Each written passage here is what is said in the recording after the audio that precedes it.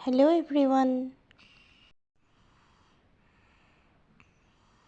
সময়বোৰ যে কেনেকৈ পাৰ হৈ গৈছে ধৰিবই পৰা নাই। সকলোলৈকে নৱবৰ্ষৰ শুভেচ্ছা জনালোঁ। এক মনোমোহা প্ৰাকৃতিক পৰিৱেশৰ মাজত সকলোৱে হাঁহি ধেমালি কৰিছে।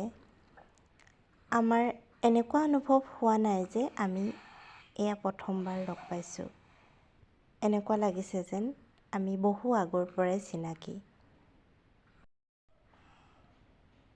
ব্যস্ততাপূৰ্ণ জীৱনটোৰ পৰা আঁতৰি আমি সকলোৱে পৰিয়ালৰ সৈতে মিলি খুব সুন্দৰকৈ এসাঁজ খালোঁ, কথা পাতিলোঁ। পিকনিক বুলিলে আমাৰ মনবোৰ এনেও ভাল লাগে নহয়নে? তাতে ইমান ধুনীয়া পৰিৱেশ।